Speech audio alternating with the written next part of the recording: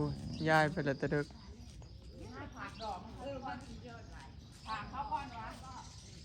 ไปฝากดองแล้วก็สิไปโมบุญพี่น้องอันญาติพี่น้องลูกชายเราเสียอีเมสิไปโมบุญเศร้าเปิดกับเพิ่นก็สิไปซอยเวียกเข้าในแหละจังไปแต่เด็กเนาะเพราะเป็นญาติพี่น้องเรางานมูดงานแจกนี่แหละพี่น้องทางพุ่นน่ะเพิ่นสิไปซอยดองทางนั้นนะ2 งาน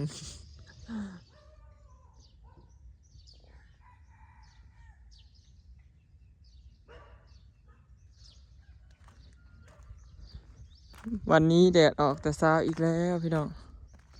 มาส่องเบิ่งสวนก่อนมาเกือบป่าก่อนเนาะงานประจำของข่อยพี่น้องสบายดีเด้อพี่น้องสบายดีเบิดทุกคู่ทุกคนเนาะสบายดียามสายจ้าตอนนี้8 โมงนะน้อยๆแล้วก็เกลือหมูแล้วพี่น้องก็ได้เข้ามาเบิ่งเนาะฝนตกเมื่อวานนี้สลอยอันเพิ่นใส่อันปุ๋ยแล้วใส่ปุ๋ยเรียบร้อยแล้วนี่ไปมาเบิ่งต้นไม้กันง่วงเขาใกล้สุกแล้วบ่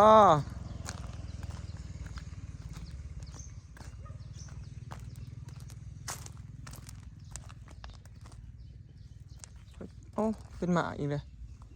เป็นหมากเลยพี่น้องต้นนั้นเป็นหมากเรื่อยๆเลยไหมตัวนี้ใกล้สุกตัวนี้ออกจริงๆนะ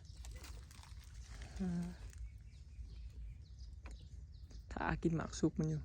สลอยปิดไปละหมากหนึ่งไปสู่เขาเจซีเช้าชูเจพอละกินซีมึงนะแสบพี่น้องข้อใหม่ตอนนี้ก็ติดละพอได้แย่งแต่ละมื้อพี่น้องเอ้ย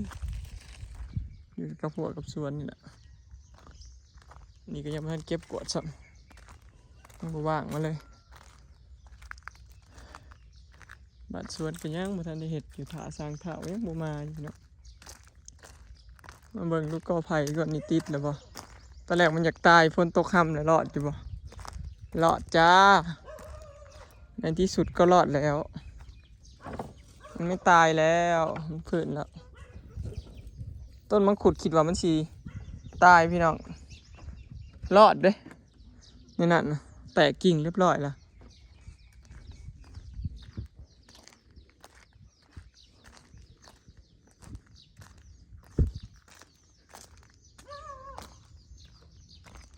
ต้นนี้คอยก็พอดีปลูกถึงงามเลยปลูกแล้วก็ติดเลยมักซิดาปลูกใช้ยามฝนพอดีเลยพี่น้องเอ้ยติดขักปะยัง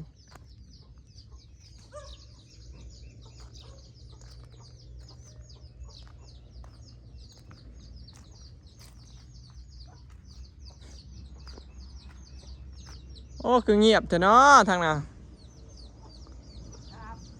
คือพากั้งขักแถวบ้านนี่พากันไปใช้เบิดเลย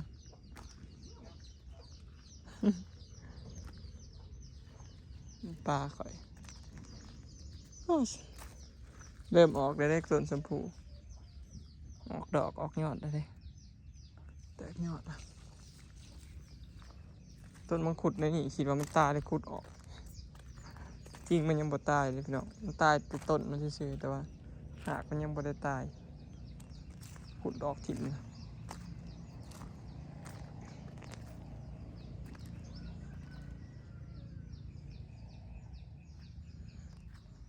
ปลาข่อยบ่ฮู้ว่ามันออกไปบ่บืนนี้บ่พี่น้อง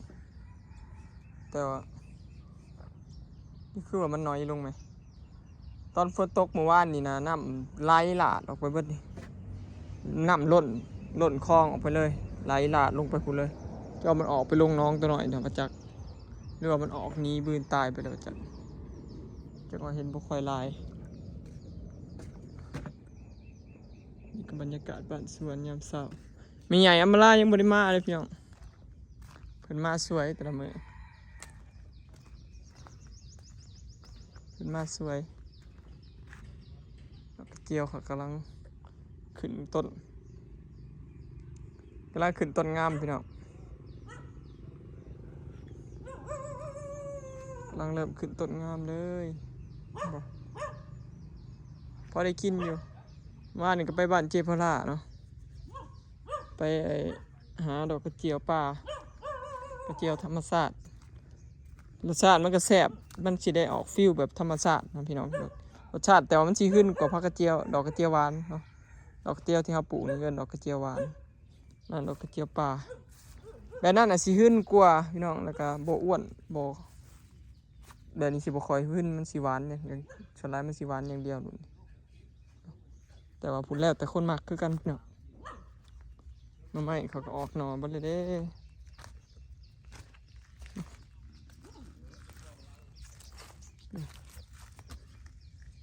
พอได้เห็นผลผลิตแต่ละมื้อก็โอเคแล้วเนาะมีความสุขแล้วคันบ้านสวนแล้วแห้งสิมีความสุขไปหน่อยหน่อต้นนี้ก็ยังบ่ทันออกเลยอันนี้ครับก็ยังไม่ได้ออกหน่อจักหน่อยขึ้นตะแนงต้นนี้ก็คุดออกมาจากว่าบ่ได้ออกข้างในมันออกเลยหน่อไม้บง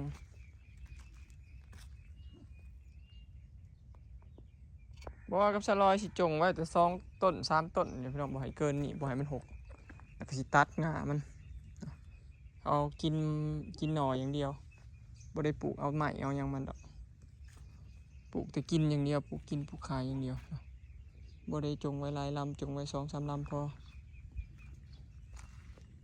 กกผ่าน้ำหอมก็ปลูกแต่3 ต้นนี่ก็พอได้กินพอบ่ได้ซื้อนะพี่น้องปลูก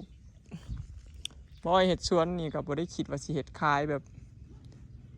บบว่าลงทุนแบบว่าเป็นพ่อค้าแม่ค้าขายเกษตรนี่ยังบ่พี่น้องเฮ็ดแบบ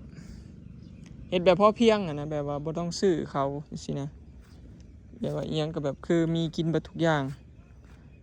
ขายก็ขายแบบเหลือกินจังขายจังซี่นะพี่น้องก็บ่ได้ว่าสิบ่ขายเลยดอกแต่ก็ว่าขายเนาะแต่ว่า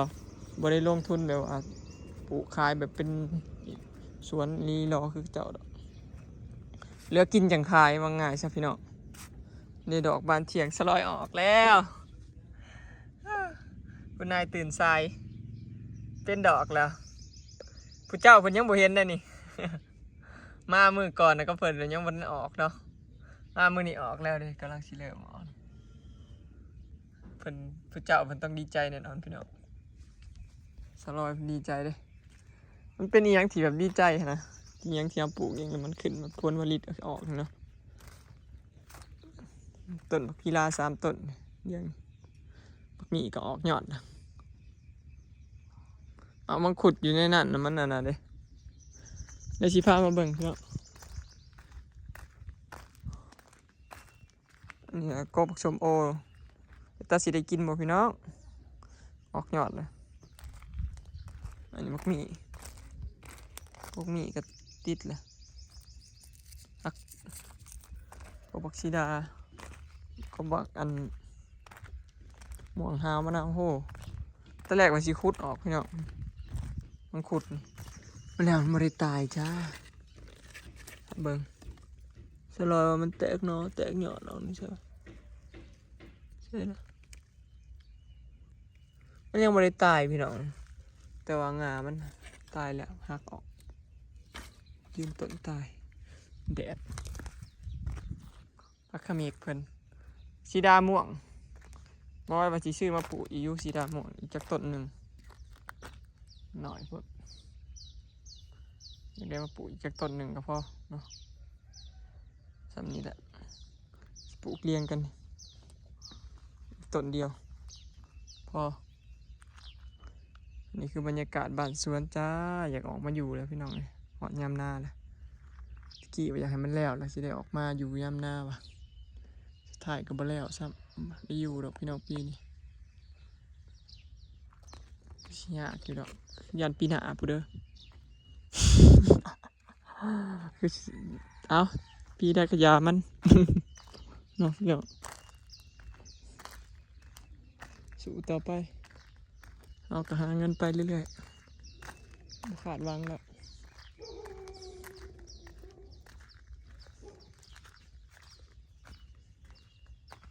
มาแล้วกับบายูน้องพี่น้องยูทูบนี่ตู้เผาก็มี มา ลูกเขาไปทางนั้นเลยปลาตะเพียนไปทางไหนเบิดเห็นแต่ปลาเค็งบ้าน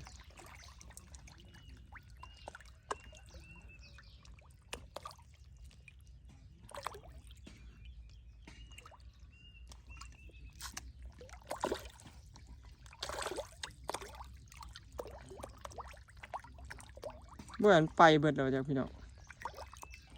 ขึ้นเรือหน่อยครับปลาคอยขึ้นเรือหน่อยลอยรอแถวมัน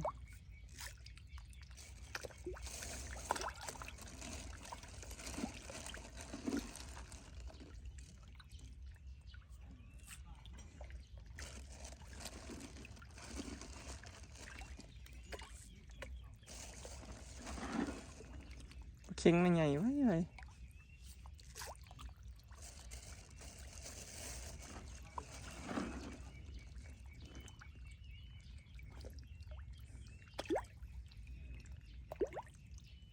พอได้แยงพี่น้องเอ้ยยังพอได้กินจักเถื่อเลยนี่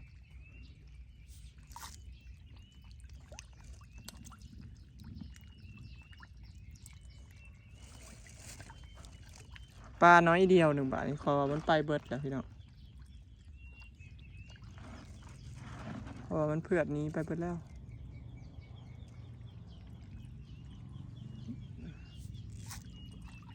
ปลานินก็คือบ่เห็น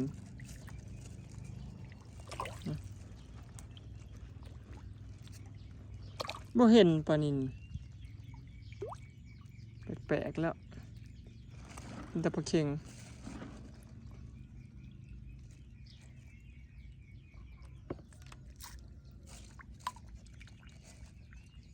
เห็นบ่พี่น้องปลานินบ่เห็นเลย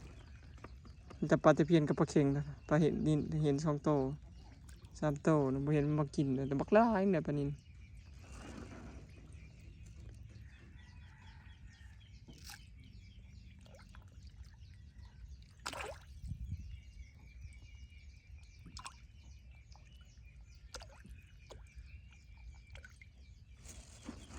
เยอะมันอยู่ฝั่งพี่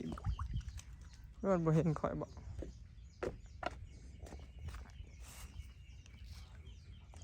อ๋อมันอยู่พี่มันบ่มา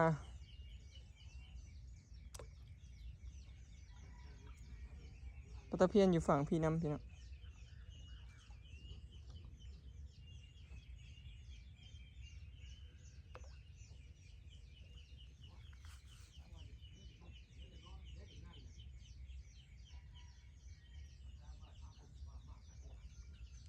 เห็นอยู่ปลานินหักบ่หลายบ่เห็นหลายพี่น้องปกติหวานหัวหานลงไปนี่บ่ได้ยังเลยเด้อปลามีแต่ตัวใหญ่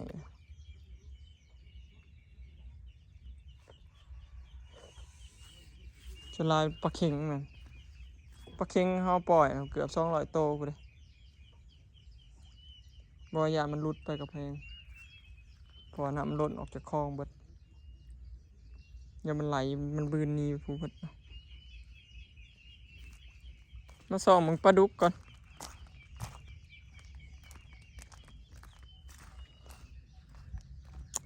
ปลาดุกไปเบิดแล้วบ่แต่ว่าปลานินกับปลาเค็งกับบืนมาลงมานี่บ่ต้องลองหวานมันก่อนพี่น้อง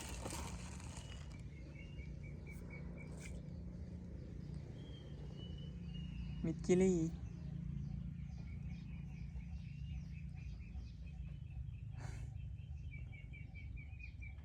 เงียบคลิป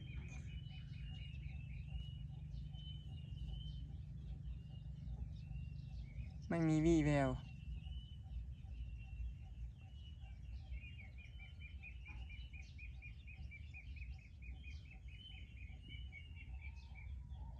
เงียบเลยพี่น้องลูกไซมันอันนั้นแล้ว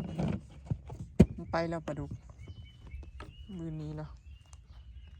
บืนขึ้นมากินหัวหานเลยเริ่มแตกสวดๆแล้วปลาเค็งมันใหญ่เลยก็เลยเห็นมันคือหลายจริงเห็นแต่ปลาเค็งปลานินนะผมคอยเห็นนะเห็นแต่ปลาเค็งนั่นพี่น้อง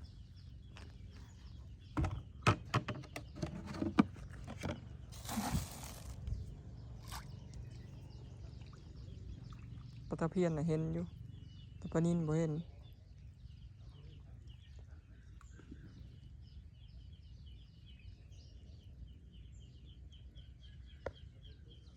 เห็นแล้วพี่น้องปลาดุกมันขึ้นมากินหัวหานมันยังหยาดคนอยู่เลยตอนวานนั้นบวขึ้นมากินเลยขี่มันลอยขึ้นมากินขี่กระเดียววันออกพี่น้องมันยังบออกเด้อ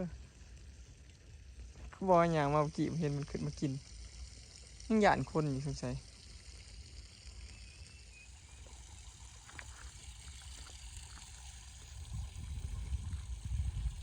นี่คือบรรยากาศบ้านสวนจ้าคลิปนี้ก็สิขอเก็บภาพบรรยากาศไว้สำนีเด้อเนาะพี่น้องเขามาเบิ่งสวนเนาะจังใดก็ฝากเบิ่งคลิปฝากเป็นกำลังใจหน่อยเด้อพี่น้องเอ้ยไปแล้วสบายดี